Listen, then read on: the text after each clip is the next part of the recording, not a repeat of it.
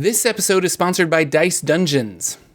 Hey everybody, Jordan here, the PH is silent. Gather round and prepare your minds as we discuss the Great Old Ones, the warlock patrons that are so weird and twisted it defies imagination. The Great Old Ones are hidden away in the D&D universe. Some are sleeping, some are imprisoned, and some stay isolated in the Far Realm. But their energy seems to leak into the prime material plane, allowing warlocks to tap into this as a resource. You might make a deal with one of these creatures, but more often than not, they are so out of touch with your reality, you simply find a way to harness their power. They might not even know you are doing this. The Great Old Ones cover a variety of beings, elder gods not really worshipped anymore in traditional ways. Some stranger beings were recharacterized as primordials in 4th edition and could be considered for a Great Old One pact. And finally, creatures generally hailing from the Far Realm. So let's talk about the Far Realm for a minute. I covered it a bit in an earlier video talking about the D&D planes of existence. The Far Realm is so far from the regular planes that it isn't seen in the standard cosmology much. It is outside the known multiverse, and some believe it to be its own separate universe with unique physical and magical laws. It may just be the space beyond the planes. It is so alien even to study or, heaven forbid, observe the Far Realm can lead to madness. A normal mind can't accept what it sees without somehow becoming damaged. It's outside creation, existing in the theoretical realm of timeless infinity. Whenever the Far Realm touches our reality, weird geometry and transformations occur. The power of the Far Realm influences the prime material plane, warping reality into horrifying corruptions, sometimes even the birth of squiggling, aberrant monstrosities. It is thought that certain creatures came into being from the Far Realm touching the prime material plane, or that these creatures came from the Far Realm itself. Mind flayers, aboliths, and the Beholder are some examples. The Far Realm consists of an infinite number of layers. These layers could be anywhere from an inch thick to a mile, separated from each other by a 10-foot thick viscous wall. These layers are transparent, and to be in the Far Realm is to observe a blurry infinity.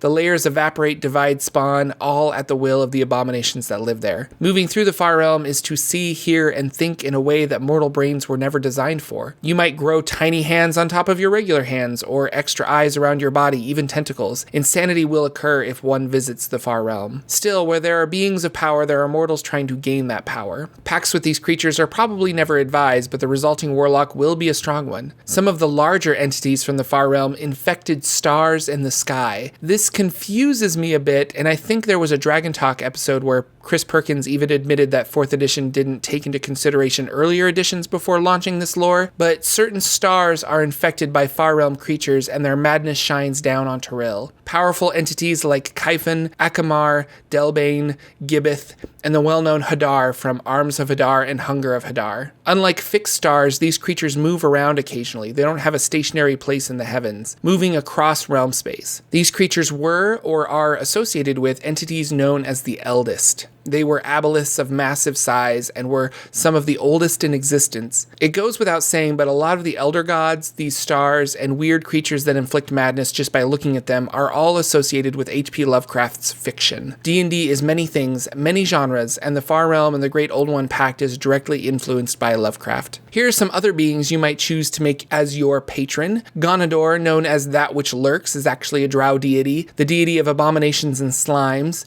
It is believed that he somehow was touched by the Far Realm. Being also the god of outcasts and rebels, slimes and abominations might be an after effect of his experience with the Far Realm. I speak more about him in my Drow Pantheon video, and a quick YouTube search will pop up other videos about him as well. Give them a watch. Tharizdun, the Chained God. Tharizdun isn't technically Forgotten Realms lore, but in dealing with the Far Realm, ancient deities, and the planes of existence, I hope we can make an exception. He originated on Orth, and in his mythology created the Abyss. The Oberiths, which were ancient demons, gave him a shard of pure evil to poison and corrupt the astral sea. Although Oberiths are ancient demons, they have certain qualities with the Far Realm. After Tharizdun interacted with them, his mind was touched with madness and he went insane. He threw the shard of pure evil into the elemental chaos and it dug down like a hot nail in snow. This grew into the Abyss, and the act forced his fellow gods to imprison him. Cults of Tharizdun pop up every so often, his callings to his followers in their sleep. Currently, Tharizdun is trapped in another universe, left intact pact with all of his powers, he is too mad to even plot escape. Perhaps he works through his warlocks to bring about his return to the prime material plane. I've got a few more I'd like to talk about, but first I want to thank Dice Dungeons for sponsoring this video. They've got a new Kickstarter for their character coins, 1-inch sized coins with class icons on one side and a different indicator on the other side for downed PCs. This is a great alternative to miniatures if you want to easily keep your character in your dice bag without worry. You can get a set of 12, one of each class, or of 12 of